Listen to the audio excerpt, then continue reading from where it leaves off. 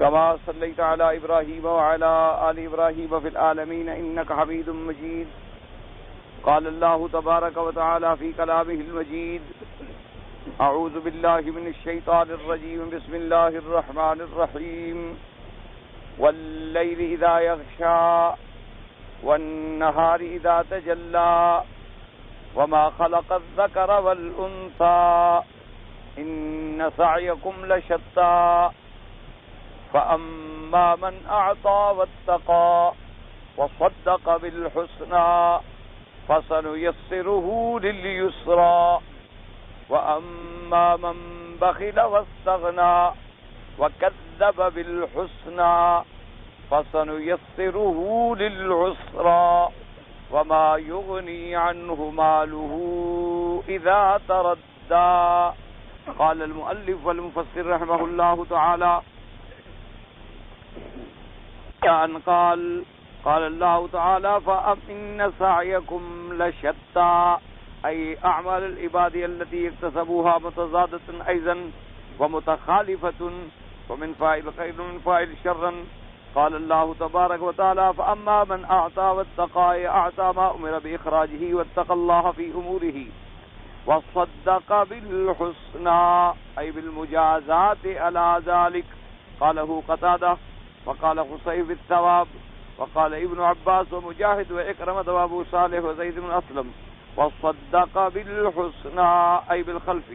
وقال أبو عبد الرحمن السلمي والضحاك وصدق بالحسنى، أي بلا إله إلا الله. وفي رواية أن إكرمة وصدق بالحسنى، أي بما أنعم الله عليه. وفي رواية أن زيد بن أسلم وصدق بالحسنى قال الصلاة والزكاة والصوم. وقال مرة وصدقة الفطر. وقال ابن أبي حاتم حدثنا أبو زرعة قال حدثنا صفوان بن صالح الدمشقي قال حدثنا الوليد بن مسلم قال حدثنا زهير بن محمد قال حدثني من سمع أبا العالية الرياحية يحدث عن أبي بن كعب قال: سألت رسول الله صلى الله عليه وسلم عن الحسنى قال: الحسنى الجنة. اب مفسر رحمۃ اللہ علیہ اللہ تبارک و تعالیٰ کے کلام پاک کی یہ سورت مبارکہ، سورت اللیل کی ان آیات مبارکہ میں اپنے تفسیری ارشاد فرماتے ہیں کہ اللہ تبارک و تعالیٰ نے پہلے قسم کھائی رات کی کہ واللیل اذا یغشا، قسم ہے رات کی جب رات ڈھانپ لے. اب وہ لفظ عام ہے کہ دن کو ڈھانپ لے، روشنی کو ڈھانپ لے، ہر چیز کو اپنے اندھیرے میں ڈھانپ لے. اور دوسری قسم کیا تھی؟ والنہار اذا تجلی، قسم ہے دن کی جب وہ روشن. اور تیسری قسم تھی وما خلق الذکر والانثی، اور جو اس نے پیدا کیے نر اور مادہ. تین قسمیں کھانے کے بعد فرمایا ان سعیکم لشتی، کہ تحقیق تمہاری محنت اور تمہاری سعی جو ہے وہ مختلف ہے، وہ اس میں متضاد ہے. تو اب مفسر رحمۃ اللہ علیہ فرماتے ہیں کہ قرآن مقدس کی ان آیات میں اگر آپ غور کریں تو پہلے قسم بھی متضاد چیزوں کی ہے، کیونکہ رات اور دن متضاد ہیں کہ رات ہوگی تو دن نہیں ہوگا، دن ہوگا تو رات نہیں ہوگی. اسی طریقے سے ظلمت اور نور متضاد ہیں کہ اگر ظلمت ہوگی تو نور نہیں ہوگا، نور ہوگا تو ظلمت نہیں ہوگی، یہ متضاد ہیں. اور اسی طرح ذکر والانثی، یہ متضاد ہے، جو نر ہے وہ مادہ نہیں، جو مادہ ہے وہ نر نہیں. تو پہلے بھی چونکہ متضاد اور متخالف چیزوں کی اللہ نے قسم کھائی تھی، تو آگے بات بھی وہی ہے کہ ان سعیکم، کہ اے ابن آدم تمہاری محنت اور تمہاری سعی اور تمہارا عمل جو ہے شتا، وہ بھی متضاد ہے، وہ بھی مختلف ہے. ویسے محنت تو ہر آدمی کرتا ہے، جو بھی اولاد آدم ہے تمام کے تمام کسی نہ کسی محنت میں مصروف ہے، کسی نہ کسی عمل میں مشغول ہیں، لیکن ان کے عمل میں آسمان اور زمین کا فرق ہے. شتات کہتی ہیں جس کے درمیان میں فرق ہو، جیسے کہتے ہیں شتان ما بینہما، بھئی ان دونوں کے درمیان تو بہت بڑا بوت ہے، کیونکہ ایک آدمی کی سعی جو ہے وہ اللہ کی رضا کے لیے ہے، انبیاء علیہ الصلوات والسلام کی اطاعت کے لیے ہے، اور آخرت کی نجات اور حصول جنت کے لیے ہے. اور ایک آدمی کی سعی جو ہے وہ شرک میں ہے، کفر میں ہے، بدعات میں ہے اور اعمال جہنم میں ہے. تو دونوں میں آسمان اور زمین کا فرق ہے. فرمایا ان سعیکم لشتی، اور اسی میں ہمیں یہ بات بھی ملی کہ ہر آدمی کو اللہ تبارک و تعالی اس کے اعمال کا بدلہ عطا فرمائیں گے اور اس کی محنتوں کا پھل عطا فرمائیں گے. لہا ما کسبت وعلیہا مکتسبت، اس کو وہ ملے گا جو اس نے کمائی کی، اور اس کے اوپر وہ رکھا جائے گا جو اس نے برائی کی. یہ نہیں ہے کہ جیسے لوگوں کے ذہن میں آتا ہے کہ بس اللہ نے لکھ دیا یہ جنتی یہ جہنم. مانا اس لکھنے کا یہ ہے کہ اللہ تبارک و تعالیٰ کا علم جو ہے وہ پوری کائنات کو محیط ہے. کیا مانا؟ مخلوق کا علم جو ہے محدود ہے. یعنی ابھی آپ کے سامنے ایک چیز ہے تو آپ دیکھ رہے ہیں، اگر سامنے نہیں ہے تو آپ نہیں دیکھ رہے. آپ نے ایک چیز پڑھی ہے تو آپ کہتے ہیں جی میں نے پڑھی ہے، جو آپ نے نہیں پڑھی اس کا آپ کو پتہ ہی نہیں. ایک کتاب مثلا ابھی کوئی مؤلف لکھ رہا ہے یا آئندہ 100 سال میں لکھے گا، اس کا آپ کو کوئی پتہ نہیں ہے. لیکن اللہ کے علم میں تمام کائنات کے بننے سے پہلے بھی علم تھا کہ بنے گا تو کیا بنے گا، کیسے بنے گا، کیا ہوگا. اور ہر بندے کے بارے میں بھی علم ہے کہ پیدا ہونے کے بعد یہ عمل جنت کرے گا یا یہ عمل نار کرے گا. چونکہ اس کے علم میں ہے اسی لیے انہوں نے وہ چیزیں لکھ دی ہے. یہ نہیں کہ جبر کر دیا ہے کہ تم ضرور جنت میں جاؤ اور اس کو جبر کر دیا ہے کہ نہیں میں نے تمہیں جہنم میں ڈالنا ہے. یہ معنی نہیں ہوتا. اس لیے فرمایا ان سعیکم، اگر ہماری محنت اور مشقت کا کوئی مطلب ہی نہ ہو، ہم مجبور محض ہوں، تو سعیکم کا کیا معنی، تمہاری محنت کا کیا معنی؟ معنی یہ ہے کہ ہمیں ہماری محنتوں کا پھل ملے گا. اب اس کو سمجھانے کے لیے انبیاء کرام اللہ کے کروڑوں صلاۃ و سلام ہوں، انہوں نے ہمیں ایک بات سمجھائی کہ بھئی یوں سمجھ لو کہ جنت ملے گی اللہ کی رحمت سے اور جہنم ملے گی اللہ کے عدل سے. جنت ملے گی اس کے فضل سے. تو اس لیے کہ بھئی ہمارے اعمال کیا حقیقت رکھتے ہیں اس کی نعمتوں کے سامنے، کہ اگر ہم ساری زندگی بھی اعمال خیر کرتے رہیں تو اللہ کی ایک نعمت کا بدلہ بھی ہم ادا نہیں کر سکتے. اور پھر ان اعمال خیر کرنے کی توفیق بھی تو ہمیں اللہ نے بخشی ہے، یہ اعضاء بھی تو ہمیں اللہ نے دی ہے، سیدھے راستے کی ہدایت بھی تو ہمیں اللہ نے دی ہے. اور اگر جنت ملی تو گویا اس کی رحمت سے ہی ہمیں ملی، اور جہنم اللہ کسی کو دیں گے تو عدل ہوگا. یہ نہیں ہوگا نعوذ باللہ کہ نا انصافی سے کسی کو جہنم میں ڈال دے، یا نا انصافی سے اپنے کسی مخالف کو زیادہ سزا دے دیں، یا اس نے گناہ تھوڑے کیے ہیں ایک گناہ زیادہ لکھ دیں. نہیں، بالکل عدل ہوگا، حجت تمام ہوگی، اور تمام اس کے عذر جو ہیں ان کو ختم کیا جائے گا. اس کے بعد اللہ حکم دیں گے کہ اس کو جہنم میں ڈالو، اب یہ جہنم کا مستحق ہو چکا ہے. اس لیے فرمایا ان سعیکم لشتی، تمہاری محنت جو ہے، تمہاری مشقت جو ہے وہ مختلف ہے. اب اسی میں آپ دیکھ لیں ابو جہل کی بھی تو ایک محنت تھی، وہ بھی تو محنت کر رہا تھا، اور سیدنا ابو بکر صدیق کی بھی ایک محنت، لیکن ان دونوں کے درمیان میں کتنا فرق ہے. اب بھی دیکھ لیں دنیا میں ایک عالم دین ہے بیچارہ، توحید کا درس دیتا ہے، تو یہ صحیح عقائد بیان کرتا ہے، اللہ کے قرآن و سنت کو سمجھاتا ہے. اس کے مقابلے پہ ایک ہے وہ بدعات میں الجھاتا ہے اور جھوٹی سچی روایتیں سناتا ہے اور قصے اور کہانیاں اور خرافات پہ گزارا کر کے محض اپنی دکانداری اور اپنا ایک حلقہ اور اپنے مریدین کا ایک ادارہ بنایا ہوا ہے. محنت تو وہ بھی کر رہا ہے، یہ تو نہیں ہے کہ وہ محنت نہیں کر رہا، محنت وہ بھی کرتا ہے، رات دن جاگتا ہے، سبق پڑھاتا ہے، درس دیتا ہے، تقریریں کرتا ہے، اپنے مریدوں کو مطمئن رکھنے کے لیے پتہ نہیں کتنے کتنے جھوٹ گھڑتا ہے. جھوٹ بنانا کوئی آسان کام ہوتا ہے، کیسے کیسے جھوٹے خواب سناتا ہے، کبھی کبھی جھوٹے جھوٹے قصے سناتا ہے. محنت تو وہ بھی کر رہا ہے، لیکن ان دونوں کی محنت میں آسمان اور زمین کا فرق ہے. انبیاء علیہم السلام نے بھی محنت فرمائی اور کفار نے بھی محنت کی، لیکن انبیاء کی محنت جو تھی جنت کے لیے تھی، انبیاء کی محنت جو تھی اللہ کی رضا کے لیے تھی، انبیاء کی محنت جو تھی آخرت کی فلاح کے لیے تھی. اور ان کی محنت کیا تھی؟ خسرت دنیا والآخرہ، کہ دنیا میں بھی محنت برباد ہو گئی اور آخرت میں بھی محنت برباد. اسی لیے قرآن نے کافروں کو کہا خاسری، اسی لیے قرآن نے فرمایا خاسرہ. خاسرہ کا معنی ہوتا ہے گھاٹا. گھاٹا کیا معنی؟ کہ ایک آدمی دکان کرے، محنت کرے اور نتیجہ نکلے کہ گھاٹا ہو گیا. تو محنت تو انہوں نے بھی کی تھی، لیکن نتیجہ کیا نکلا کہ گھاٹے میں پڑ گئے. دنیا کا بھی گھاٹا اور آخرت کا بھی گھاٹا. اس لیے فرمایا ان سعیکم لشتی متضادۃ متخالفۃ، کہ کیوں؟ ایک فاعل خیر ہے اور ایک فاعل شر ہے. اس لیے اب آگے اللہ نے 3 صفتیں بیان فرمائی ہیں، یاد رکھو، کامیاب لوگوں کی، اور 3 صفتیں بیان کی ہیں ناکام لوگوں کی. 3 صفتیں اللہ نے ان کی بیان کی اور 3 صفتیں ان کی بیان کی. اسی لیے آپ اور سورت کے ربط کو اگر آپ غور کریں تو دیکھیں اللہ نے یہاں کتنی چیزوں کی قسم کھائی تھی. اس سورت میں کتنی چیزوں کی قسم ہے؟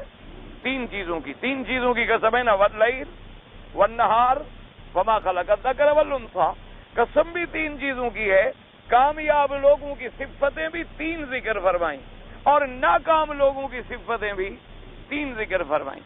اب کامیاب لوگوں کی کیا صفتیں؟ فرمایا فَأَمَّا مَنْ أَعْطَى وَاتَّقَى وَصَدَّقَ بِالْحُسْنَى. فرمایا پہلی صفت یہ ہے کامیاب لوگوں کی کہ اللہ کے راستے میں دیتے ہیں، اللہ کے راستے میں جو اللہ نے ان کو. اب یہ لفظ عام ہے، لفظ جامع ہے، لفظ یعنی عموم پر ہے اور شامل ہے. کیا معنی؟ فَأَمَّا مَنْ أَعْطَى، جو اللہ کے راستے میں دیتے ہیں. کیا دیتے ہیں؟ زکوٰۃ واجب ہے دیتے ہیں، صدقات واجب ہے دیتے ہیں، والدین کا نفقہ واجب ہے دیتے ہیں، بیوی بچوں کا خرچہ واجب ہے دیتے ہیں، اور خیرات کے فلاحی کاموں میں دیتے ہیں، اور کلمہ خیر بھی دیتے ہیں، صدقات کرتے ہیں. اعطا، دینے والے ہیں. وَأَمَّا مَنْ أَعْطَى، ایک چیز. دوسری صفت کیا ہے؟ وَاتَّقَى، اللہ سے ڈرتے ہیں. یہ نہیں کہ دیتے ہیں دکھاوے کے لیے. دنیا میں خیرات کر رہے ہیں کہ لوگ ہمیں حاتم طائی سمجھیں، دنیا کو خیرات کر رہے ہیں کہ لوگ ہمیں بہت بڑا سخی اور بہت بڑا آدمی سمجھیں. نہ، فرمایا وَاتَّقَى، اپنے اللہ سے ڈرتے ہیں.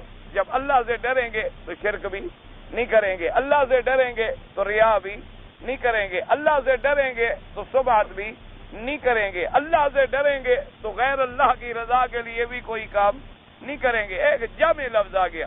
فرمایا فَأَمَّا مَنْ أَعْطَى وَاتَّقَى، یہ 2 چیزیں. اور تیسری صفت کیا؟ وَصَدَّقَ بِالْحُسْنَى، اور تصدیق کرتے ہیں حسنہ کی. اب حسنہ سے کیا مراد ہے؟ بعض مفسرین کرام نے فرمایا وَصَدَّقَ بِالْحُسْنَى، انہوں نے فرمایا حسنہ کا معنی ہے لا الہ الا اللہ محمد الرسول اللہ، کہ انہوں نے وہ تصدیق کرتی ہیں یعنی شہادتین کی، توحید اور رسالت کی. کیونکہ اگر تصدیق نہ کریں تو نہ خیرات کسی کام کی، نہ اللہ سے ڈرنا کسی کام کا. بعض علماء نے فرمایا وَصَدَّقَ بِالْحُسْنَى، حسنہ کا کیا معنی ہے؟ یعنی الثواب. وہ جب اللہ کے راستے میں دے رہے ہیں تو تصدیق کرتے ہیں کہ اس کا ثواب بھی اللہ ہمیں عطا فرمائیں گے. اللہ تبارک و تعالیٰ کے ثواب دینے کی بھی تصدیق کرتے ہیں. یہ نہیں سمجھتے کہ ہم جو دنیا میں خیرات کر رہے ہیں، صدقات کر رہے ہیں، اچھے اعمال کریں، ہمارے ضائع چلے جائیں گے. نہیں، سوال نہیں پیدا، اس کا یقین ہے. وہ تصدیق کرتے ہیں کہ ہمیں اس پر اللہ ثواب دے. اور فرمایا وَصَدَّقَ بِالْحُسْنَى. بعض علماء مفسرین نے فرمایا بالخلف. کیا معنی؟ کہ جو کچھ ہم اللہ کے راستے میں دے رہے ہیں اس کا بدلہ بھی اللہ ہمیں عطا فرمائیں گے. جیسے کہ قرآن پاک میں دوسری جگہ بھی وَمَا أَنفَقْتُم مِّن شَيْءٍ فَهُوَ يُخْلِفُهُ، جو کچھ تم اللہ کے راستے میں خرچ کرتے ہو اسی کی ذات تمہیں اس کا بدلہ دینے والی ہے. اور بعض علماء نے فرمایا وَصَدَّقَ بِالْحُسْنَى، حسنہ سے کیا مراد ہے؟ ابی ابن کعب رضی اللہ تعالیٰ عنہ فرماتے ہیں سألت رسول اللہ صلی اللہ علیہ وسلم، میں نے حضور پاک سے پوچھا کہ مل حسنہ یا رسول اللہ، حسنہ سے کیا مراد ہے؟ فرمایا الجنہ. آپ نے فرمایا کہ حسنہ سے مراد جو ہے وہ جنت ہے. کیا معنی ہے؟ وہ تصدیق کرنے والے ہیں جنت کی. اگر ان سارے اقوال کو دیکھا جائے تو بالکل متقارب ہے، متقاربۃ المعنی ہے، یعنی لا تضاد فیہما، ان میں کوئی تضاد نہیں ہے. کیا معنی؟ جو ثواب کی امید کرے گا تو ثواب میں اللہ جنت ہی دیں گے، جو جنت کی امید کرے گا تصدیق کرے گا معنی آخرت پر ایمان لایا.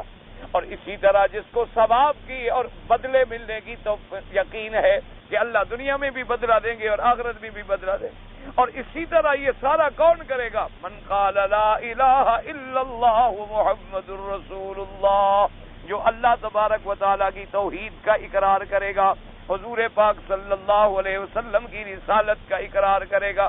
اصل میں بات کیا ہے؟ یہ میں نے کئی دفعہ آپ کو عرض کیا ہے کہ یہ تفسیری اقوال ہوتی ہیں بات کو سمجھانے کے لیے. کیونکہ قرآن پاک میں ایک لفظ عام آ گیا حسنہ، اب حسنہ کا لفظ قرآن میں کئی مقامات پہ استعمال ہوا ہے، اور کئی مقامات پہ حسنہ کا معنی جنت بھی آیا، کئی مقامات پہ حسنہ کا معنی کلمہ شہادت لا الہ الا اللہ بھی آیا، اور کئی مقامات پر حسنہ کا معنی زیادہ بھی آیا ہے کہ اللہ جو تم عمل کرتے اس سے بھی زیادہ تمہیں عطا للذین احسنوا الحسنى۔ اسی طرح سے خلف کے معنی میں بھی آیا ہے کہ وما انفقتم من شیء فهو یخلفہ۔ تو لہذا مفسرین کرام نے جتنی اس لفظ کے ترجمے پورے قرآن میں موجود تھے ان کے مطابق اپنی بات کا ذکر فرما دیا، ورنہ بات سب کی ایک ہی ہے، کیونکہ جب کلمے پہ ایمان ہوگا تو اللہ کے نبی پر بھی ایمان ہوگا، آخرت پر بھی ایمان ہوگا، جنت پر بھی ایمان ہوگا، جزا پر بھی ایمان ہوگا، ثواب پر بھی ایمان ہوگا۔ تو اس لیے یہ لفظ مبارک جو ہے عام ہے۔ اب یہ تین صفتیں ہیں، جن لوگوں میں یہ تین صفتیں پیدا ہو جاتی ہیں اللہ فرماتے ہیں فَسَنُيَسِّرُهُ لِلْيُسْرَىٰ، جو آدمی ان تین صفتوں پہ عمل کرے، ان تین صفتوں کو مضبوطی سے باندھ لے، یاد رکھیں، اور تین صفتیں یاد رکھنا بڑا آسان ہے۔ سب سے پہلے تصدیق تو ہونی چاہیے تھی ایمان کی، لیکن اس کا ذکر بعد میں آیا، کیونکہ کبھی قاعدہ یہ ہوتا ہے کہ من الادنی الی الاعلی، کبھی بیان ہوتا ہے من الادنی الی الاعلی، اور کبھی بیان ہوتا ہے قرآن میں من الاعلی الی الادنی، کہ پہلے اعلیٰ کا ذکر کیا جاتا ہے پھر درمیانہ اور پھر نیچے والا، کبھی یہ ہوتا ہے کہ پہلے نیچے والا پھر درمیانہ پھر اعلیٰ کا ذکر کیا جاتا ہے۔ تو یہ اسلوب بیان ہے اللہ کے قرآن پاک میں، ورنہ اگر ایمان نہ ہوگا تو خیرات کی بھی کوئی قیمت نہیں۔ جیسے کہ حضور پاک صلی اللہ علیہ وسلم سے سیدہ عائشہ صدیقہ بنت الصدیق رضی اللہ تعالی عنہا نے ایک دفعہ سوال کیا، اس نے کہا حضور ہم سے پہلے ایک کافر گزرا ہے قریش میں سے، لیکن بڑا سخی تھا اور اس نے بڑے غریبوں کی امداد کی اور مظلوموں کی امداد کی، اور اس نے بڑے بڑے غریب غلاموں کو خرید کر کے آزاد کیا۔ تو بی بی عائشہ نے پوچھا حضور کیا اس کو بھی آخرت میں کوئی درجہ ملے گا؟ تو حضور نے فرمایا کہ نہیں، قیامت میں مشرک اور کافر کو کسی عمل کا کوئی صلہ نہیں ملے گا، اس لیے کہ جب اس کا آخرت پہ ایمان ہی نہیں ہے تو اس نے تو اللہ سے آخرت مانگی ہی نہیں۔ جو آدمی آخرت پہ ایمان ہی نہیں رکھتا، جس کا قیامت پر ایمان ہی نہ ہو، جس کا آخرت پر ایمان ہی نہ ہو، جس کا جنت پر ایمان ہی نہ ہو، تو اس نے تو اللہ سے مانگا ہی نہیں، وہ تو ایمان ہی نہیں لے آیا، تو اللہ اس کو وہاں کوئی بدلہ نہیں دیں گے۔ البتہ کافر کا عمل دنیا میں اس کو بدلہ اللہ دے دیتے ہیں، کبھی اولاد عطا فرما دی، مال عطا کر دیا، صحت عطا کر دی، دولت عطا کر دی، اقتدار مل گیا، کوئی کرسی مل گئی، کوئی فائدہ ہو گیا، دنیا میں اس کا بدلہ ہو جاتا ہے، کیونکہ دنیا میں تو جیسے مثلا مسلمان کا ملک ہو تو اس میں کافروں کو بھی زندہ رہنے کا حق ہے، اسی طرح اگر کہیں کوئی کافروں کا ملک ہے اور مسلمان وہاں تھوڑے رہتے ہیں تو قانون میں تو وہاں اقلیت کو بھی زندہ رہنے کا حق ہوتا ہے۔ تو اللہ تو تمام بادشاہوں کے بادشاہ ہے اور تمام کائنات کے بادشاہ ہے، تمام عالم کے مالک اور متصرف ہے، تو انہوں نے بھی اپنی دنیا میں مومن ہے یا کافر ہے، دنیا کے اندر سب کو حقوق دیے ہیں زندہ رہنے کے۔ یہ نہیں ہے کہ مومن کو زمین پہ چلنے کا حق ہو اور کافر نہ چلے، یہ نہیں ہے کہ مومن تو آسمان کے نیچے رہتا ہو اور کافر نہ رہ سکے، یہ نہیں ہے کہ مومن کو صحت ملے اور کافر کو نہ ملے، یا مومن کو ہوا لگے اور کافر کو نہ لگے، یا ٹھنڈی ہوا چلے کسی اچھے آدمی عبادت والے کو لگے اور گنہگار کو نہ لگے، پر میں نہیں، یہ نظام عالم دنیا ہے، یہاں تو ہم جو چیز بھی ہے سب کو دے دیں گے، لیکن نظام آخرت جو ہے وہاں صرف اپنے ماننے والوں کو دیں گے، اپنے باغی کو نہیں دیں گے، کسی کافر اور مشرک کو نہیں دیں گے، کیونکہ اسی لیے تو ہم نے یہ عالم بنایا، اسی لیے تو یہ دنیا اللہ نے پیدا کی کہ اس میں تمہارا ابتلا، تمہارا اختبار، تمہارا امتحان ہو جائے کہ مومن کون ہے اور مشرک کون ہے، مسلم کون ہے اور کافر کون ہے، حق والا کون ہے اور باطل پہ کون ہے، اللہ کے قرآن کے ماننے والا کون ہے اور انکار کرنے والا کون ہے، حضور پاک کی فرما برداری کرنے والا کون ہے اور نافرمانی کرنے والا کون ہے۔ اس طرح یہ دنیا عالم، اب دنیا میں جو جینا ہے، ہوا چلتی ہے سب کو لگتی ہے، اور بارش برستی ہے سب کے گھر میں برستی ہے، صالح کے گھر میں بھی برستی ہے اور فاسق کے گھر میں بھی برستی ہے۔ اللہ تبارک و تعالیٰ کے دریا چلتے ہیں، اس سے جناب جہاں ہم پانی پیتے ہیں وہاں جانور بھی پانی پیتے ہیں، وہاں کافر بھی پانی پیتے ہیں، ان کی کھیتیوں کو بھی جا کے دریا سیراب کرتے ہیں، ان کی کھیتیوں میں بھی پھل اگتے ہیں، تو یہ تو ایک نظام عالم ہے دنیا کا.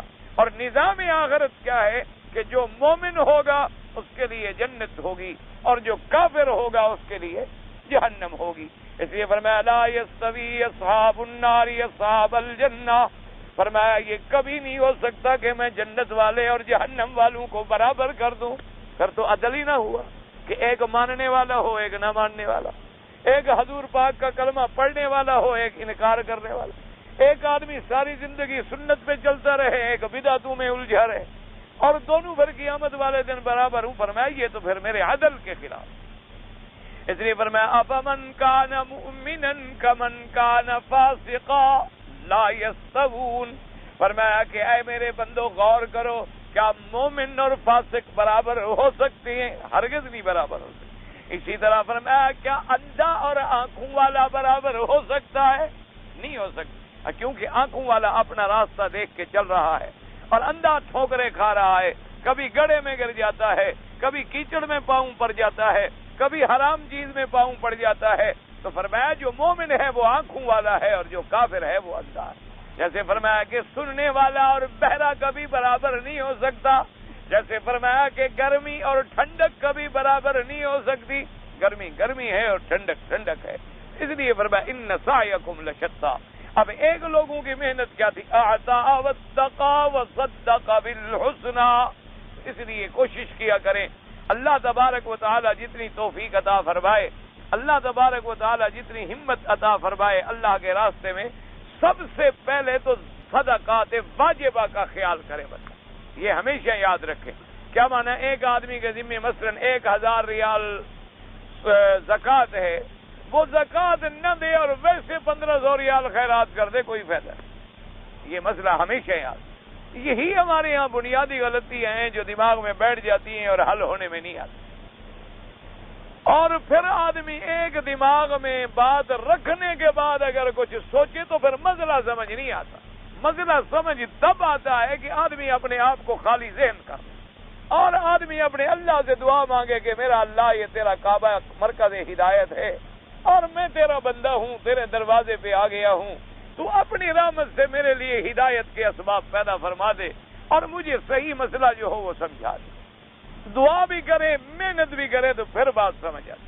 اس لیے ہمیشہ, یا مثلا ایک آدمی رات کو عشاء کی نماز نہ پڑھے اور ساری رات تہجد پڑھتا رہے, کوئی فائدہ نہیں. کوئی دھیلے کا بھی فائدہ نہیں. سب سے پہلے تو ذمہ داری ہے اللہ کے فرائض پورے کرو. سب سے پہلے عقیدہ ٹھیک ہو, عقیدہ توحید نمبر 1. اس کے بعد کیا ہے کہ نماز فرض ہے, ادا کر. اللہ نے امیر بنایا, دولت عطا فرمائی 2.5% سال میں, جو سارے خرچے کرنے کے بعد, سارے معاملات ادا کرنے کے بعد خالص نفع ہے اس میں 2.5%, وہ زکوٰۃ فرض ہے, زکوٰۃ. زندگی میں امیر آدمی ہے, ایک دفعہ حج فرض ہے, حج ادا. زندگی کے اندر ہر مہینہ رمضان کا جب آئے روزے فرض ہیں, روزے. سب سے پہلے فرائض اللہ کی ادائیگی.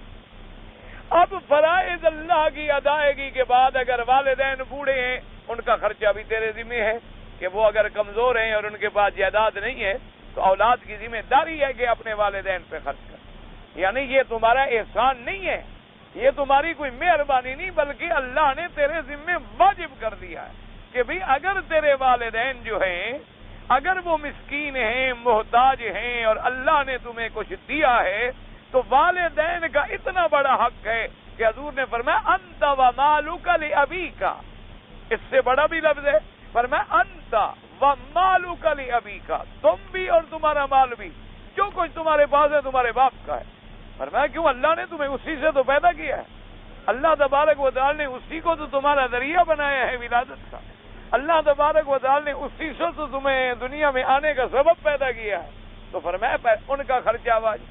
اب اسی طریقے سے بیوی ہے تو بیوی کا سکنا, رہائش اور بیوی کا خرچہ, یہ جو ہے یہ بھی انسان پہ واجب ہے. یہ نہیں کہ گھر میں بیوی بھوکی بیٹھی رہے اور تم باہر خیرات کر رہے ہو, یہ کوئی مسئلہ نہیں شریعت, بلکہ آدمی الٹا گناہگار ہوتا. یہ لوازمات کو سمجھیں. والدین کا خرچ ضروری, والدین کے بعد اپنے بیوی کا خرچہ تمہارے اوپر ضروری، اولاد کا خرچہ بھی تمہارے اوپر، اولاد کا خرچہ بھی جب تک کہ اولاد بالغ ہو کر کسی کا کسی کام میں نہ لگ جائے، وہ تیرے پاس ہے تو ان کا خرچہ بھی تمہاری ذمہ داری پر۔ اور اس خرچے کی مقدار کیا ہوتی ہے؟ جو اللہ نے تیری حیثیت بنائی، یعنی اگر تم امیر آدمی ہو تو خرچہ بھی امیروں والا کرو، اگر تم درمیانے آدمی ہو تو خرچہ بھی درمیانے آدمی والا کرو، اگر تم غریب آدمی ہو تو خرچہ بھی غریب آدمی والا کرو۔ یہ تمہاری شرعاً ذمہ داری ہے۔ ان چیزوں کے کرنے کے بعد اگر اللہ عطا فرمائے تو پھر صدقات نافلہ ہے، یعنی پھر صدقات نافلہ ہے۔ کیا مانا کہ خیرات کر رہے ہو؟ اچھا، ان خیرات میں بھی سب سے زیادہ مستحق کون ہے؟ تیرے غریب رشتہ دار۔ آتی ذی القربى حقہ والمسکین وابن السبیل، سب سے پہلے اللہ نے فرمایا اپنے غریب رشتہ داروں کو خرچہ دو۔ یہ نہیں کہ خیرات کرو، لوگوں پہ خیرات کر رہے ہو اور اپنے رشتہ دار بھوکے مر رہے۔ تم بیٹھے ہوئے یہاں جناب مزے سے خیراتیں کر رہے ہیں اور تیرے بھائی ہیں، بھائی کی اولادیں ہیں، چاچے کی اولادیں ہیں، رشتہ دار ہیں اور اولادیں ہیں، قریبی ہیں، ان پہ خرچ کرو۔ اگر ان رشتہ داروں میں کوئی غریب، مجبور، بیوہ، یتیم نہیں ہے، پھر اپنے محلے کے غریبوں پہ خرچ کرو۔ اگر محلے میں بھی نہیں ہے، پھر اپنے شہر کے غریبوں پہ خرچ کرو۔ اپنے شہر کے غریبوں میں کوئی نہیں ہے تو اپنے ملک کے غریبوں پہ خرچ کرو۔ اپنے ملک میں بھی کوئی نہیں تو پھر جو قریب ملک ہو اس میں خرچ کرو۔ ہاں، ایک ہوتا ہے حوادث، کہ جیسے اب کشمیر کا مسئلہ آ گیا کہ وہاں مجاہدین بیچارے ایک ایک پائی کے محتاج ہو رہے ہیں اور اللہ کے نام پہ جہاد کر رہے ہیں اور خالص کفر سے ٹکرا رہے ہیں، یعنی ان کا مقابلہ کوئی بے واسطہ بل واسطہ نہیں بلکہ سیدھا ڈائریکٹ کافروں کے ساتھ، اور ڈائریکٹ ان کافروں کے ساتھ ہے جو وثنی کافر ہے، جو بت پرست ہے، جو اصنام پرست ہے، اس کے مقابلے میں لڑ رہا ہے۔ اب ان کی حاجت جو ہے ہمارے رشتہ داروں کی حاجت سے زیادہ مقدم ہو گئی۔ مجاہدین افغانستان ہیں، مجاہدین فلسطین ہیں، برما کے مسلمان ہیں، بنگلہ کے مسلمان ہیں جو بیچارے فاقے سے مر رہے ہیں۔ کر ہمارا رشتہ دار چلو روٹی کھا کے زندہ تو ہے، اس کے بعد کھانے کا ٹکڑا تو ہے، اس کے بعد رات کو سونے کے لیے کوئی پھٹا تو ہے، پلنگ نہ صحیح کوئی لکڑی کا پھٹا صحیح، لیکن ان مسلمانوں کا تو غور کرو جو بیچارے ہزاروں کی تعداد میں اس سردی میں کب، یعنی آج رات کو آدمی جب تحت 0 درجہ حرارت چلا جاتا ہو، بغیر کپڑوں کے مسلمان، کوئی کسی سرحد پہ پڑا ہے، کوئی کسی دریا پہ پڑا ہے، کوئی کسی جزیرے پہ پڑا ہے، تو اب ان کی ضروریات ہم سے مقدم ہو گئی، کیونکہ ہم مسلمان ہیں اور ہم کلمہ پڑھنے والے ہیں۔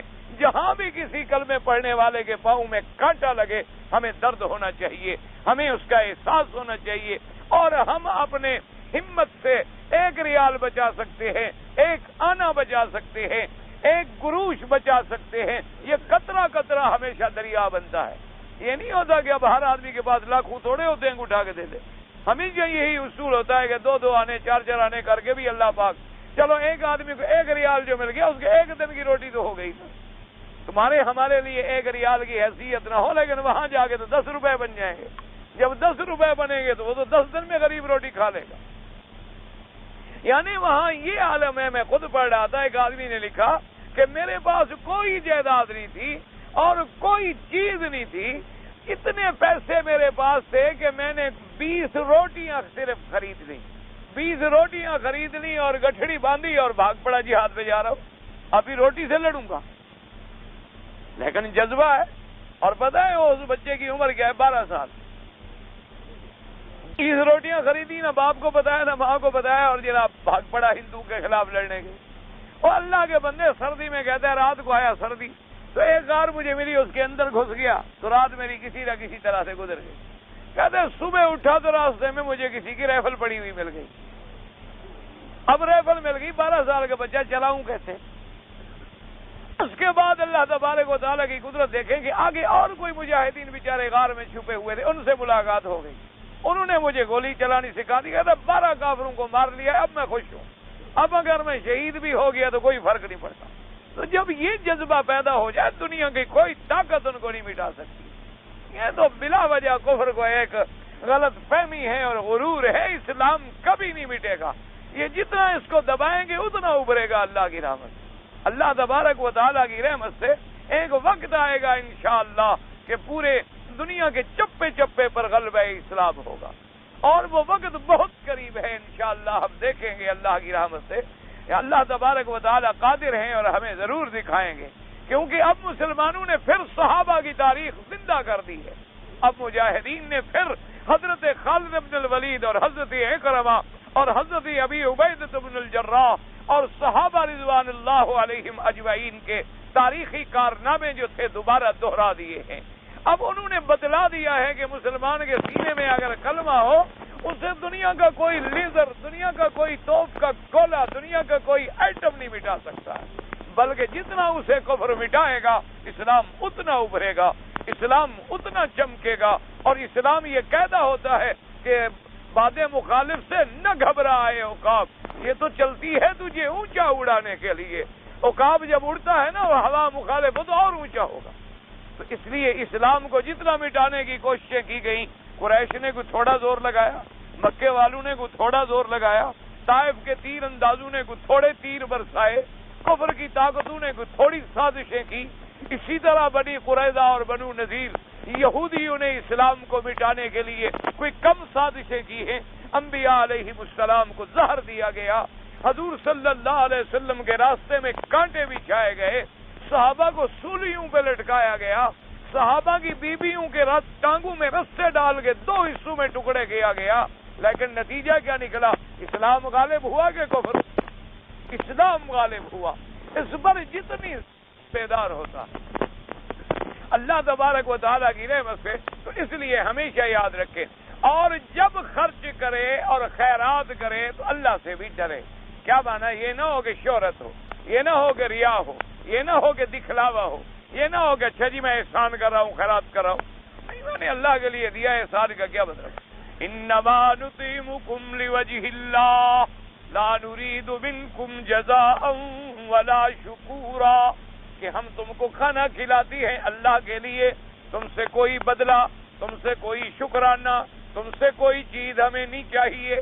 ہاں یہ علیحدہ بات ہے کہ اگر میں مسکین ہوں اور آپ نے میری مدد کی ہے، میں بدلہ نہیں دے سکتا، تو میرے ذمہ یہ ہے کہ میں دعا کروں، میں دعا کروں کہ اللہ تبارک و تعالیٰ تمہیں بدلہ عطا فرمائے. حضور نے فرمایا اور کچھ نہیں کر سکتے ہو، اتنی تو کہہ دیا کرو کہ جزاکم اللہ خیر الجزا، کہ بھائی اے بندے اللہ تجھے بدلہ دے، میں تو غریب ہوں، میں تمہیں کیا بدلہ دوں، میں تو تمہارے بدلہ احسان کا دے ہی نہیں سکتا ہوں. تو فرمایا جب یہ 3 صفتیں پکی ہو جائیں تو ہم کیا کرتے ہیں؟ فرمایا فَسَنُيَسِّرُهُ لِلْيُسْرَىٰ، ہم اس کو آسان کر دیتے ہیں آسانی کے لیے. کیا مانا؟ کہ یہ پھر کام خیرات کے ہیں، نیکی کے جو ہیں، ہم اس کا کرنا ایسا آسان کرتے ہیں گویا وہ بندہ اسی کے لیے بنا تھا، پھر اس کو ان کاموں میں تکلیف ہی نہیں ہوتی. اس کے لیے ہم اتنی آسان کر دیتے ہیں کہ ان کام کرنے میں اس کو راحت ملتی. آپ نے دیکھا ہوگا نا، بخیل آدمی 1 ریال جیب میں نکالے نا، پہلے تو 1 گھنٹہ لگے، پہلے تو غور کرے گا کہ جناب ریال، چلو یار لوگ خیرات کر رہے ہیں میں بھی آج کر دیکھوں، پھر سوچ سوچ کے ہاتھ ڈالے گا کوئی دیکھ نہ لے، پھر ڈھونڈے گا کہ سب سے چھوٹا پیسہ کون سا ہے، پھر بڑا کانپتے کانپتے ہاتھ اندر جائے گا، کانپتے کانپتے نکلے گا، پھر اندر گر پڑے گا، پھر غور کرے گا، پھر ہمت کر کے غریب اگر چھین وین کے باہر لے بھی آیا، پھر منہ چہرہ سیاہ ہو جائے گا، پھر وہ بڑا فکر کر کے یار 1 ریال کا نقصان ہو گیا، تو کوئی آدمی اتنا. اور جب اللہ آسان کر دے تو وہ لاکھوں خرچ کرتا ہے اور پرواہ بھی نہیں ہوتی.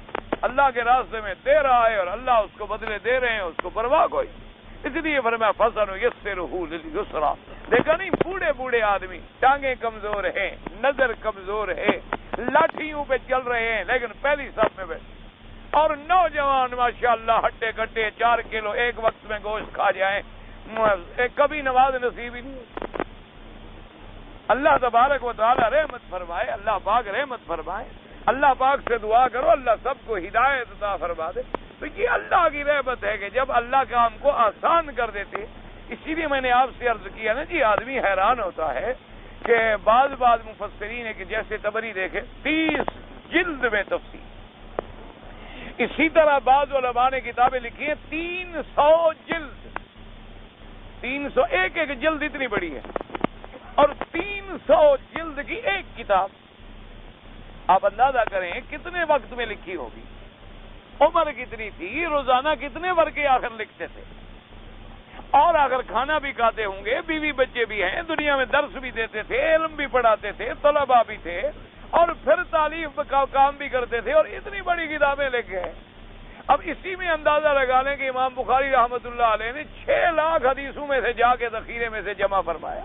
اب 6 لاکھ حدیثوں کو جمع کرنا، 6 لاکھ حدیثوں کی صحت کی تحقیق کرنی، اور عمر مبارک کیا تھی 16 سال۔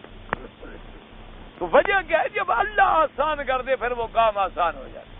اللہ تبارک و تعالیٰ گویا کہ پھر اس بندے کو اسی کام کے لیے بناتا ہے، اس کے لیے وہ کام کرنا آسان ہو جاتا ہے۔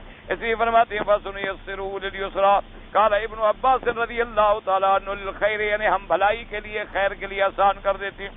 اور قال زید بن اسلم یعنی للجنہ، یعنی ہم اس کو جنت میں جانا جو ہے آسان کر دیتے ہیں۔ وقال بعض السلف من ثواب الحسنۃ الحسنۃ بعدها ومن جزاء السیئۃ السیئۃ بعدها، بعض ہمارے سلف صالحین نے فرمایا کہ تم یہ دیکھو کہ میں نے نیکی کا کام کیا ہے، میری نیکی قبول ہوئی یا نہیں ہوئی۔ مثلا تم نے طواف کیا، اب ہمیں پتہ تو نہیں ہے نا کہ ہمارا طواف اللہ نے قبول بھی فرمایا نہیں فرمایا، تو بعض اسلاف نے فرمایا ہے کہ اگر نیکی کرنے کے بعد تمہیں اور نیکی کی توفیق ہو جائے تو سمجھو کہ پہلی نیکی بھی منظور ہو گئی، اور اگر برائی کے بعد اور برائی، اور برائی کے بعد اور برائی، اور برائی کے بعد اور برائی آ رہی ہے تو سمجھو کہ پھر میں جہنم کے کاموں کے لیے لگا دیا گیا۔ اس لیے فرمایا کہ ایک جزاء الحسنۃ الحسنۃ بعدها، کہ جب اچھا کام کرو اس کے بعد اور اچھا کام ہو جائے تو سمجھ لو کہ میرا پہلا کام بھی اچھا ہو گیا۔ یعنی حج پڑھنے کے لیے آئے ہو، اللہ نے حج نصیب کر دیا، اللہ نے عمرہ نصیب فرما دیا، اللہ نے کعبۃ اللہ کی حاضری نصیب فرما دی، اللہ تبارک و تعالی نے طواف نصیب فرما دیا، اللہ نے مدینہ منورہ کی حاضری نصیب فرما دی۔ اب جناب بے نمازی تھا، نمازی بن گیا، بے روزہ کبھی نہیں رکھتا تھا، اب کہتا ہے نہیں جی رمضان آ رہا ہے انشاءاللہ پکے 30 روزے رکھنے۔ تراویح کبھی نہیں پڑی تھی، ایک رکعت نہیں چھوڑی، اور جناب والا داڑھی مڈاتا تھا، ماشاءاللہ کہتا ہے جی اب تو میں نے مکہ مدینہ دیکھ لیا ہے، میں نے وہ مقام دیکھ لیا جہاں اللہ کا قرآن اترا، جہاں حضرت محمد مصطفیٰ صلی اللہ علیہ وعلی آلہ وصحبہ وسلم پیدا ہوئے، اب میں نے یہ اپنا چہرہ گناہوں والا خدا کے کعبے کو لگا دیا ہے، اب میں اس چہرے کو کیسے انگریزوں کی طرح رکھوں؟ اب تو لازماً میں اس کو حضور محمد عربی کی شکل میں لاؤں گا، اب اس پر سنت کا باغ لہلہائے گا، اور اس پر سنت سامنے نظر آئے گی، اور جناب پہلے جھوٹ بولتا تھا، جھوٹ سمجھو میرا عمرہ منظور ہو، میری حاضری جو تھی منظور ہوگی۔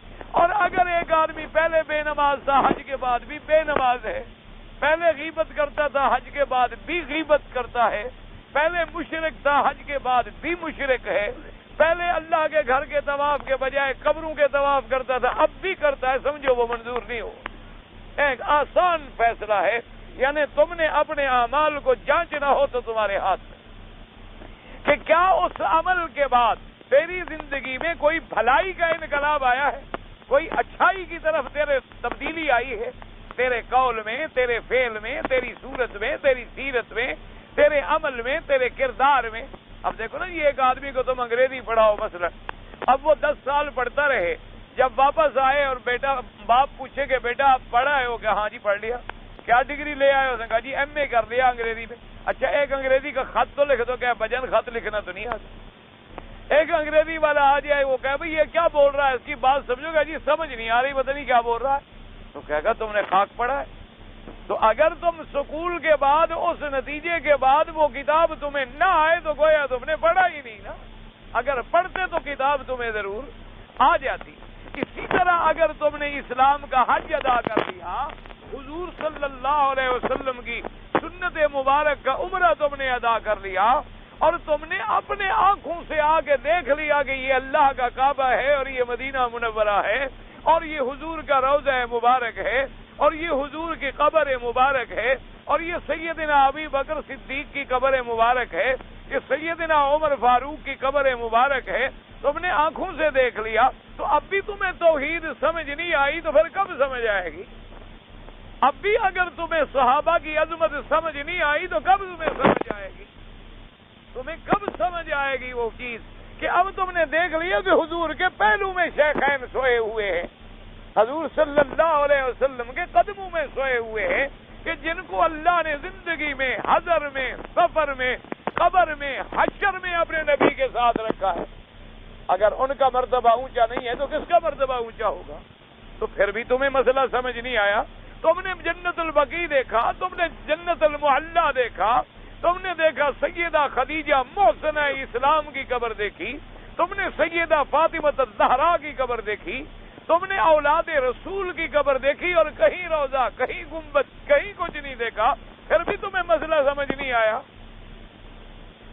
چلو کوئی کہے کہ جی یہ آج کل وہابی ہیں، تو کیا حضور نے بنائے تھے؟ تو چلو وہابی ہیں بیچارے، وہابیوں سے بڑی تکلیف ہے، تو چلو یہ ان کو چھوڑیں۔ کیا حضور نے بھی تو اپنی زندگی میں حکومت فرمائی مکہ مدینے پہ کہ نہیں فرمائی؟ حضور کے بعد سیدنا ابی بکر نے حکومت فرمائی کہ نہیں فرمائی؟ سیدنا عمر، سیدنا عثمان، سیدنا علی رضوان اللہ علیہم اجمعین، پھر سیدنا حسن، پھر سیدنا حسین رضوان اللہ علیہم اجمعین، پھر سیدنا معاویہ رضی اللہ تعالیٰ عنہ۔ تو کیا ان لوگوں نے اپنے زمانے میں انبیاء علیہم السلام کی قبور مبارک پر، یا اللہ تبارک و تعالیٰ کے نبی کے اصحاب کی قبور مبارک پر، اور بڑے بڑے تابعین کی قبور مبارک پر، اور بڑے بڑے مقبولین بندگاہ کی مبارک قبروں پر کوئی روضہ بنایا، کوئی ختم بنایا، کوئی وہاں چادر چڑھائی، کوئی نظر نیاز بنائی؟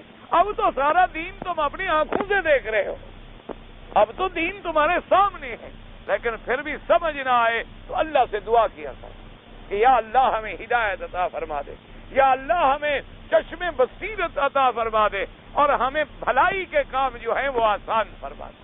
اور اگر تیرے عقیدے میں انقلاب آیا ہے کہ پہلے تیرے ذہن میں شرک کی لہریں اٹھتی تھیں، اب توحید کا دریا چلتا، پہلے تیرے دماغ میں بدعت کے بہت گھمر چلتے تھے، اب تیرے دماغ میں سنت کا ڈیرا لگ گیا ہے، تو سمجھو اللہ نے میری کعبے میں حاضری بھی منظور فرما لی، اللہ نے میرا مدینے کا آنا بھی منظور فرما لیا، اللہ نے میری عبادت بھی منظور فرما لی، اور اگر جیسے آئے تھے اسی طرح چلے گئے تو سمجھو کہ حاضری منظور نہیں۔ دعا کرو اللہ کسی کو محروم نہ فرمائے، اللہ تبارک و تعالی آپ کو بھی، اور اللہ مجھے بھی، اور اللہ ہر آنے والے مسلمان کے دامن اپنی رحمت سے بھر دے، اور اللہ تبارک و تعالی کسی کو خالی نہ فرمائیں، کسی کو محروم نہ فرمائیں، کسی کو شقی نہ بنائیں، بلکہ اپنی رحمت سے سب کو سعداء میں شامل فرمائیں، اور دنیا اور آخرت کی بھلائیاں نصیب فرما دیں۔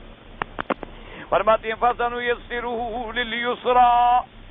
اب فرماتے ہیں اب دیکھو پہلے 3 صفتیں تھیں نا ان لوگوں کی جو کامیاب ہیں، اب ان لوگوں کی 3 صفتیں ہیں جو ناکام ہیں، وہ کیا ہے؟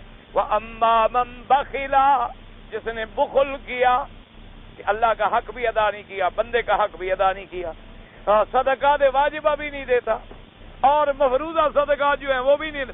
اما من بخل واستغنا، وہاں کیا تھا؟ واتقى، اللہ سے ڈر گیا، واستغنا مانا بے پرواہ، اپنے آپ کو بے پرواہ کر لیا، جی ہمیں چھوڑو جی، کہاں کی کیا دوزخ ہے اور کیا جہنم ہے اور کیا عذاب قبر ہے، چھوڑو یار، یہ مولوی ہیں، یہ ایسی باتیں کرتے رہتے ہیں، کہاں ہے عذاب قبر؟ کوئی دیکھا ہے کبھی آپ نے؟ ایک مردے کو ہم رکھ دیتے ہیں ہسپتال کے کولڈ سٹوریج میں، 2 سال پڑا رہتا ہے، اسی طرح ہوتا ہے، یار کدھر ہے عذاب قبر؟ اور ہر چیز سے واستغنا، اکڑ گیا۔ تو اما من بخل واستغنا وکذب بالحسنی، اور اس نے اللہ کی توحید کی تکذیب کی، اللہ کی جنت کی تکذیب کی، اللہ تبارک و تعالیٰ کے بدلہ دینے کی تکذیب کی۔ فرماتے ہیں اما من بخل بما عنده، جو کچھ اس کے پاس ہے اس کا بخل کیا، واستغنا یعنی کیا مانا؟ قال اکرمۃ عن ابن عباس ای بخل بمالہ واستغنا عن ربہ عز وجل، اپنے مال میں بخل کیا اور اپنے رب سے بے پرواہ ہو گیا، کبھی اپنے رب کا خیال نہیں کیا۔ فرواہ ابن بیات وکذب بالحسنى بالجزاء فی الدار الاخرہ، اور اس نے تکذیب کی آخرت کی کہ جزائے آخرت کوئی نہیں، قیامت کوئی نہیں، باس بعد الموت کوئی نہیں۔ اللہ نے فرمایا جن میں یہ 3 صفتیں ہوں، پھر ہم کیا کرتے ہیں؟ فَسَنُيَسِّرُهُ لِلْعُسْرَىٰ، ہم بھی اس کو پھر جہنم کے لیے آسان کر دیں، پھر اس سے کام بھی جہنمی والے ہوں گے، اس سے کام بھی وہی برائی والے ہوں گے، اس سے کام بھی وہی ہلاکت والے ہوں گے، اس سے کام بھی وہی شر والے ہوتے ہیں۔ لِلْعُسْرَىٰ مَنْ أَيْدِ طَرِيقِ الشَّرِّ كما قال تبارك وتعالى ونقلب أفئدتهم وأبصارهم كما لم يؤمنوا به أول مرة ونذرهم في طغيانهم يعمهون۔ اللہ نے فرمایا ہم ان کے دلوں کو بدل ڈالتے ہیں چونکہ وہ ایمان نہیں لے آئے، اللہ پر ایمان نہیں لے آئے، آخرت پر ایمان نہیں لے آئے، ہم بھی پھر چھوڑ دیتے ان کو کہ اپنی اسی سرکشی کے اندر گمراہ رہے ہیں۔ بل آیات فی ھذا المعنی کثیرۃ دالۃ علی ان اللہ عز وجل یجازی من قصد الخیر بالتوفیق له ومن قصد الشر بالخذلان وكل ذلك بقدر مقدر والاحاديث الدالة على هذا المعنى كثيرة۔ اب مفسر رحمۃ اللہ علیہ فرماتی ہیں کہ اس ضمن میں بہت ساری آیات ہیں، بہت ساری قرآن پاک کی آیات ہیں جو اسی بات کی دلالت کر رہی ہیں۔ کس بات کی دلالت کرتی ہیں؟ علی ان اللہ عز وجل، کہ اللہ پروردگار عالم یجازی من قصد الخیر، جو بھلائی کا ارادہ کرے اللہ اس کے لیے آسانی پیدا کر دیتی ہے۔ اللہ تبارک و تعالیٰ ان کے لیے آسانیاں پیدا کر دیتی ہیں اور پھر بھلائی کی اس کو توفیق عطا فرمائے۔ اس لیے حکم ہے مسلمانوں کہ اگر بھلائی نہیں کر رہے ہو تو نیت تو کر لو، نیت کر لو کہ ہاں بھائی انشاءاللہ عشاء کے بعد جو ہے نا ایک طواف کر لوں گا، نیت کر لو۔ اللہ نے فرمایا بندہ نہ بھی کر سکو میں نیت پر بھی ثواب دے دوں، کہ میرے بندے نے نیت تو کی تھی نا سچے دل سے، ارادہ کیا تھا، لیکن ضعیف بندہ ہے، نماز پڑھی پھر تھک گیا، کوئی کام یاد آ گیا بیچارہ نکل گیا چلا گیا نہیں کر سکا، لیکن فرمایا نیت المؤمن خیر من عملہ، جب ارادہ نیکی کا پکا کر لے، نیت کر لے، نہ جو کر سکے پھر بھی میں خیر کا بدلہ دے دیتا ہوں۔ اللہ فرما دے میرے بندے کے لیے لکھ۔ اسی طرح حدیث مبارک میں آتا ہے کہ جو آدمی اپنی زندگی میں مثلا روزانہ 2 طواف کرتا تھا، نفل پڑھتا تھا، قرآن پڑھتا تھا، بیمار ہو گیا، کیا بیچارہ بوڑھا ہو گیا، ضعیف ہو گیا، چل نہیں سکتا، تو اب کیا کرے؟ تو اللہ پاک ملائکہ کو حکم دیتے ہیں، ملائکہ میرا بندہ جو زندگی میں، جو صحت میں، جو تندرستی میں، جو قوت میں جتنی نیک عمل کرتا تھا روزانہ لکھے رہو۔ کہیں گے اللہ میاں کر تو نہیں رہا، فرمایا نہیں کر رہا، میں جانتا ہوں نا، اگر صحت ہوتی تو کرتا نا، لیکن صحت جو نہیں ہے اس لیے بیچارہ نہیں کر رہا، ورنہ کرنے کا نیت تو ہے اس کی، وہ تو اب بھی انتظار میں بیٹھا ہے کہ چلنے کی میں طاقت دے دوں تو ابھی دوڑ پڑے گا دوا میں، تو فرمایا جب تک زندہ رہے لکھ دو۔ اسی لیے ایسے عمل بھی ہیں کہ جو آدمی کے مرنے کے بعد بھی فرمایا لکھ دو۔ فرمایا زندگی میں کوئی صدقہ جاریہ کر گیا، کوئی رباط بنا گیا، کوئی مدرسہ بنا گیا، کوئی مسجد بنا گیا، کوئی پانی کی سبیل بنا گیا، کوئی ہسپتال بنا گیا، کوئی سڑک بنا گیا، کوئی راستہ بنا گیا، کوئی قبرستان بنا گیا، تو اللہ فرماتے میرا بندہ مر گیا لیکن کام تو ہو رہا ہے نا، تو صدقہ جاریہ اس کی موت کے بعد بھی لکھتے رہو۔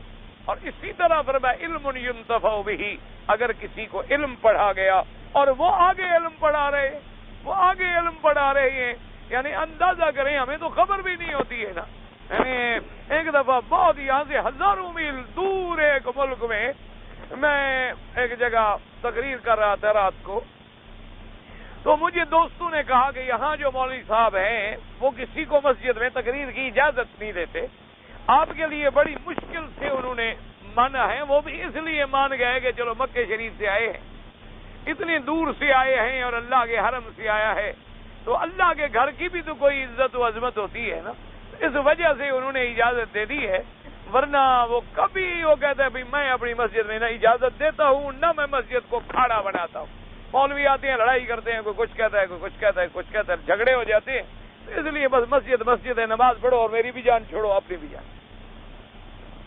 خیر بہرحال اب جناب وہ تقریر ختم ہو گئی، رات کے تقریباً کہیں 1 بج گیا، اور رات کا جب ہم فارغ ہوئے تو جناب وہ ایک آدمی دوڑتا ہے، اس نے کہا جی آپ بیٹھے، وہ مولانا جو ہیں، وہ یہاں کے عالم جو ہیں، بزرگ جو ہیں اور یہاں کے جو امام ہیں وہ ملنے کے لیے آ رہے ہیں۔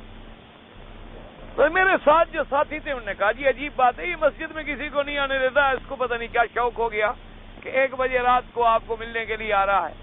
خیر وہ آیا جناب، مجھے ملا اور بہت اچھی عربی، بہت، کیونکہ اصل وہ مصر کا پڑھا ہوا، اور مصر کا پڑھا ہوا عربی نہیں بولے گا تو پھر کون بولے گا؟ ہم تو ویسے ہی بیچارے اجمی ہیں، نہ اپنی آتی ہے نہ عربی آتی ہے، ہم تو درمیان میں رہ گئے، نہ ادھر والے نہ ادھر والے۔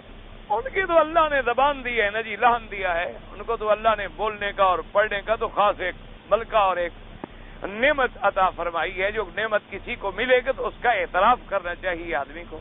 یہ بہت پیاری عربی بولی اور بڑی محبت سے مجھے ملا اور بڑا خوش ہوا، کہنے لگا کہ میرا تو اصول ہے میں کسی کو اجازت نہیں دیتا، لیکن آپ کو میں نے تقریر کی اجازت دے دی، اور پھر بھی میں نے یہ احتیاط کی کہ بھئی جلدی جلدی میں نکل جاؤں تاکہ تقریر میں مجھے بیٹھنا نہ پڑے، مجھے نہ سننی پڑے کہ آپ نے کیا کیا ہے۔ لیکن میں مسجد سے نکلا اور گھر پہنچا اور اسپیکر کی آواز آ رہی تھی تو مجھے آواز کو جانی پہچانی لگتی تھی، تو پھر میں بیٹھ گیا سنتا رہا، تو 1 بج گیا۔ تو اب جب تقریر ختم کی تو میں نے کہا میں جا کے پوچھوں یہ آواز مجھے اچھی کیوں لگتی ہے، اور سمجھ آتی ہے کہ جیسے میں نے کہیں سنی ہو۔ لوگوں سے پھر میں نے پوچھا کہ یہ کون ہے، تو انہوں نے آپ کے والد کا نام بتایا، تو میں نے تو آپ کے والد سے ابو داؤد پڑھا تھا، میں تو شاگرد ہوں ان کا، اور ہزاروں میل دور مجھے پتہ ہی نہیں۔ وہ کہنے لگا مجھے، انہوں نے کہا کہ شیخ خیر محمد کے بیٹے ہیں۔ میں نے کہا میرے تو وہ استاد سے، بھائی میں نے تم سے ابی داؤد پڑھا ہے اور میں نے تو استاد کا بیٹا۔ کہا کہ جی اب تو آپ کہیں اور جا نہیں سکتے، اب تو آپ میرے گھر میں جائیں گے، میرے گھر میں ہی رہیں گے، اور جب تک آپ یہاں ہیں سوال ہی پیدا نہیں ہوتا کہ میں جانا۔ کبھی اللہ کے بندے میں جن کا مہمان ہوں میں ان کا کیا کروں؟ انہوں نے کہا جی وہ مہمان جانے میں جانوں، گھر والے جانے وہ جانے۔ تو اللہ کی رحمت سے اللہ نے مجھے یہاں بہت عزت دی ہے، علم دیا ہے، مسجد دی ہے، خیر اللہ رحمت کرے۔ بہرحال اس کے کچھ حالات اور بھی عجیب تھے، پھر خیر آپس میں باتیں ہوتی، تو کہنے کا مقصد یہ تھا کہ اب ہمیں کوئی پتہ نہیں کہ بھی وہ کون آدمی۔ اس نے کہا جی میں تو آپ کے والد سے بھی داؤد پڑھا۔ کبھی کبھی ایسے لوگ بھی ملتے ہیں ہمیں، وہ کہتے ہیں جی ہم نے تو آپ کے والد سے فلاں سن میں پڑھا۔ ٹھیک ہے، ہمیں تو پتہ ہی نہیں۔ علم ينتفع بھی، علم پڑھا گئے اور وہ آگے پڑھا رہے ہیں اور خدمتیں کر رہے ہیں، اور اللہ ان کا ثواب مرنے کے بعد بھی دکھ رہا ہے۔ اور اسی طرح فرمایا ولد صالح يدعو له، فرمایا کہ اگر کوئی بیٹا اچھا چھوڑ گیا، شرط یہ ہے کہ اچھی اولاد ہو۔ اگر ہم نے اپنی اولاد کو اچھا نہیں بنایا تو ہمارے بعد وہ اچھا کیا کرے؟ اگر ہم نے انہیں قرآن نہیں پڑھایا، ہم نے انہیں دین نہیں پڑھایا، ہم نے انہیں حضور پاک کی سیرت نہیں پڑھائی، ہم نے انہیں صحابہ اہل بیت کی حقیقت نہیں سمجھائی، ہم نے انہیں عقائد نہیں پڑھائے، تو ہمارے بعد وہ کیا کریں گے؟ فرمایا ولد صالح يدعو له، کہ اس کے بعد اس کی اولاد جب دعائیں مانگتی ہے کہ رب ارحمہما کما ربیانی صغیرا، میرا اللہ ہمارے والدین پہ مہربانی فرما، جیسے وہ بچپن میں ہم پہ مہربانی فرماتے تھے، جیسے بچپن پہ ہم پہ وہ رحم کرتے تھے، تو بھی ان پہ رحم فرما دے۔ ربنا اغفر لی ولوالدی وللمؤمنین یوم یقوم الحساب، اور دعائیں مانگتے ہیں۔ اس لیے مفسر فرماتے ہیں الحمدللہ والآیات فی ھذا، اس میں بہت بڑی احادیث اور آیات کثیرہ موجود ہیں کہ اللہ تبارک و تعالی جو بھلائی کا ارادہ کرے اس کو بھلائی کی توفیق دیتے ہیں، اور جو آدمی نعوذ باللہ برائی کا ارادہ کرے اللہ اس کو پھر ذلیل کرتے ہیں، اور کہتے ہیں وَكُلُّ ذَلِكَ بِقَدْرٍ مُقَدَّرٍ، اس میں کوئی شک نہیں ہے کہ ہر چیز جو ہے اللہ کے انداز اور اللہ کی تقدیر میں ہے، کیونکہ جب ہم دنیا بنی ہی نہیں تھی اللہ نے اپنے علم سے ہر چیز کو جو ہے وہ لکھ دیا تھا۔ اور اسی طرح فرماتی ہیں کہ جیسے آیات زیادہ ہیں اسی طرح احادیث بھی موجود ہیں۔ ایک حدیث برکت سے ہم بھی پڑھ لیں، تھوڑا سا وقت تو ہے۔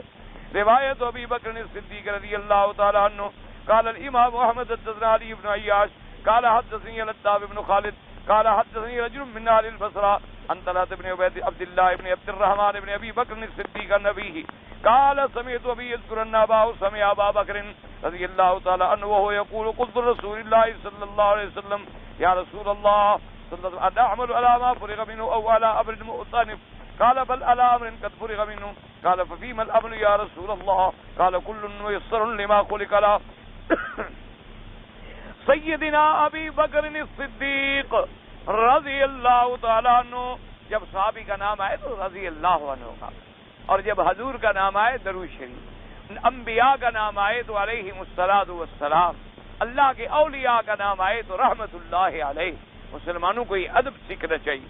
حضرت سیدنا ابی بکر الصدیق رضی اللہ تعالیٰ عنہ روایت فرماتی ہیں، ان سے ان کے بیٹے نے روایت کی ہے ماشاءاللہ، طلحہ ابن عبداللہ ابن عبد الرحمن ابن ابی بکر صدیق، کیا ماشاءاللہ سند ہے کہ باپ بھی اور بیٹا بھی اور بیٹے کا بیٹا بھی، اور سب جو ہیں وہ ماشاءاللہ علم میں اپنا ایک مقام رکھتے ہیں۔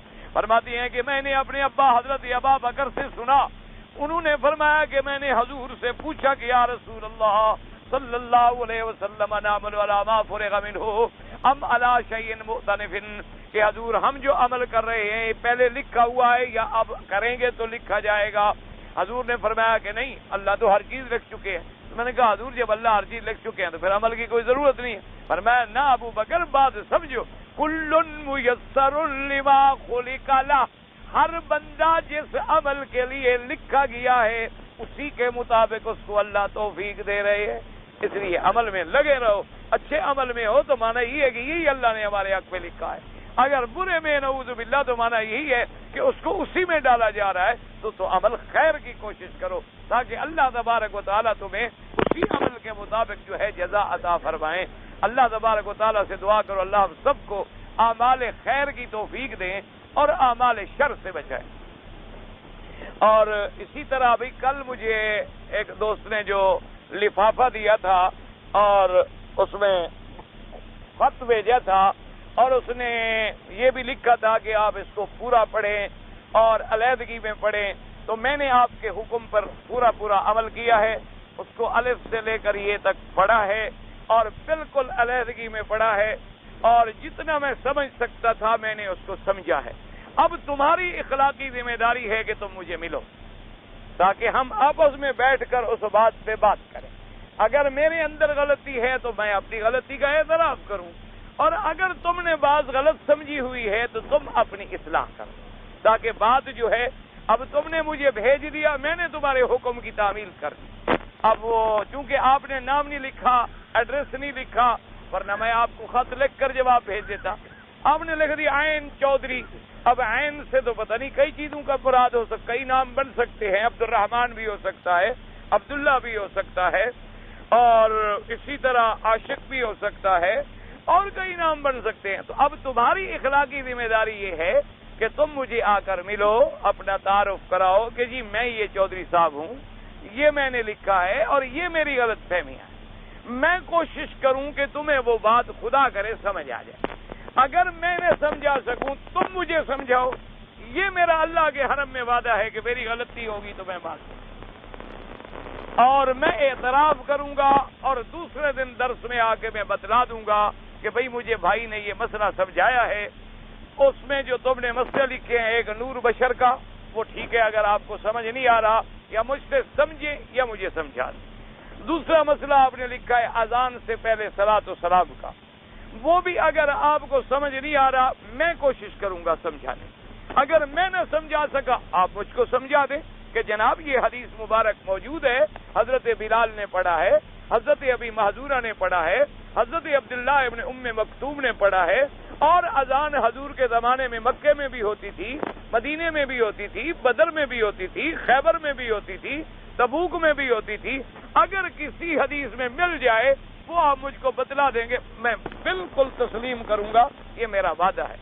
باقی آپ نے اس میں جو مجھے گالیاں دی ہیں وہ میں نے آپ کو معاف کی، وہ میں نے آپ کو معاف کی، اس کا مجھے کوئی رنج نہیں ہے. میں نے تمہیں معاف کر دی ہیں، باقی اللہ جانے تم جانو. اب اگر تم نہ ملے پھر میں خط بھی سناؤں گا اور جواب بھی دوں گا. پھر تم کہو گے تمہیں مجھے تکلیف ہوتی ہے، آپ سخت لفظ کہتے ہیں، اس لیے میں ان کو سنانا بھی نہیں چاہتا کسی کو. لیکن تمہاری اخلاقی ذمہ داری ہے کہ تم مجھے ملو. کہتا ہے جی برکت کے لیے ہم پہلے اپنے نام سے پہلے محمد لکھتے ہیں لیکن صحابہ کے نام میں محمد نہیں تھا. بھئی غلط ہے، یہ ابھی پڑھ رہے تھے آپ، محمد ابن عبداللہ، محمد ابن ابی عبد الرحمن، محمد ابن ابی سلمہ. یہ تو میں نے عرض کیا تھا اگر تم نام نہ دیکھو تو ہماری غلطی ہے. اور دوسری بات یہ یاد رکھیں کہ عرب میں قاعدہ ہے کہ نام ایک رکھا جاتا ہے، ہمارے ہاں قاعدہ ہے نام مرکب رکھا جاتا ہے، نام بڑا ہوتا ہے ہمارا. یوں سمجھے مرکب دو تین نام ملا دیتے ہیں ایک نام. عرب کا قاعدہ ہی. اب حضور پاک کا نام کیا تھا؟ محمد. سب کہہ دو صلی اللہ علیہ وسلم. اسی طرح حضور کا دوسرا نام کیا تھا؟ احمد صلی اللہ علیہ وسلم. قرآن نے کیا کہا؟ مبشرم برسول یاتی من بعد اسمہ احمد. اسی طرح حضرت آدم کا نام کیا تھا؟ آدم. نو کا نام کیا تھا؟ نو. ادریس کا نام کیا تھا؟ ادریس. ابراہیم کا نام کیا تھا؟ ابراہیم. اسماعیل کا نام کیا تھا؟ اسماعیل.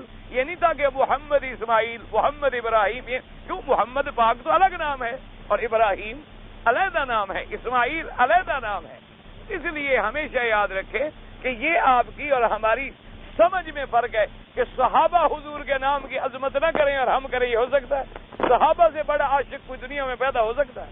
ہمارا تو ایمان ایمان ہے نا جی کہ ساری دنیا کے عاشق اکٹھے کرو، ابو بکر کی ایک انگلی کے برابر بھی نہیں. یہ ہمارا ایمان ہے. ان سے بڑا عاشق کوئی نہیں تھا، ان سے بڑا حضور کا وفادار کوئی نہیں تھا، ان سے بڑا حضور کا جانثار کوئی نہیں تھا، ان سے بڑا حضور کا تابع دار کوئی نہیں تھا. نہ تھا نہ قیامت تک وہ جماعت پیدا ہو. وہ تھے جو گزر گئے، رضی اللہ عنہم ورضوا عنہ. تو اس لیے باقی آپ اپنے نام بھی جب رکھیں بچوں کے تو اسی طرح رکھیں، محمد، احمد، حامد، محمود. یا اب اگر عبد کا لفظ لگے گا تو وہ اللہ کی صفت کے ساتھ لگے گا. عبداللہ، عبد الرحمن، عبد الستار، عبد الغفار، عبد القہار، عبد الجبار. تو وہ پھر اللہ کے نام کے ساتھ، چونکہ عبد جو ہے صرف اللہ کے نام کے ساتھ لگتا ہے ہمیشہ یاد. اب جیسے میرا مثلا نام جو ہے پہلے سے مشہور تھا محمد مکی حجازی. اب جناب جب یہاں عرب کے اندر مسئلہ ہے، انہوں نے کہا جی یہ تو 3-4 نام ہو گئے آپ کے، ہم آپ کو آخر کس نام سے سمجھیں کہ محمد بھی آپ کا نام ہے، مکی بھی آپ ہیں، حجازی بھی آپ ہیں. میں نے کہا یار نام تو میرا محمد ہوا نا، مکی حجازی تو نہیں سمجھ. انہوں نے کہا جی نہیں یہ ایک نام رکھیں. میں نے کہا پھر محمد رہنے میں باقی نام مٹا دے. تو انہوں نے کہا کہ جی آپ کو تو پھر مکی کے نام سے ہر کوئی جانتا. میں نے کہا جانتا رہے لیکن میں محمد کا نام کیوں چھوڑ دوں؟ سوال ہی پیدا نہیں ہوتا. نہ جانے لوگ نہ جانے، چلو نہیں جو پہچانے گے تو کون سا پہاڑ ٹوٹ جائے گا. بہرحال تو اس وجہ سے صحابہ کے نام بھی موجود ہیں اور تابعین کے نام بھی موجود ہیں، تبع تابعین کے نام بھی موجود ہیں. لیکن عرب اور عجم کے نام رکھنے میں یہ ایک غلطی ہے. ان کے نام صحیح ہوتی ہیں، ہمارے غلط ہوتے ہیں. اللہ ہمیں صحیح رکھنے کی توفیق عطا فرمائے. اللہ تبارک و تعالی ہمیں سنت کے مطابق چلنے کی. تو اب دیکھیں نا پورا قرآن پڑھے، وَاذْكُرْ فِي الْكِتَابِ مریم، وَاذْكُرْ فِي الْكِتَابِ ادریس. اسی طرح قرآن میں نا یوسف، صرف یوسف. یہ نہیں آئے گا کہ محمد یوسف، یہ کبھی نہیں آئے گا. اسی لیے تو ہمیشہ نام ہم جو رکھیں گے ہم کہیں گے محمد یوسف خان بھی ساتھ، اپنا لقب بھی ساتھ بھی ڈالیں. حالانکہ وہ لقب ہے، اس کا تعلق نام سے نہیں ہوتا. وہ تو کوئی بلوچ ہوا تو خان ہو گیا، پٹھان ہوا تو خان ہو گیا، یا کوئی آوان ہوا تو وہ ملک ہو گیا. برادری ہوتی ہے. کوئی پنجاب کے علاقے میں ہوا تو چودھری کہلائے. یہ تو ایسی باتیں نہیں ہیں. اصل نام جو ہے وہ مفرد ہو تو زیادہ بہتر ہے.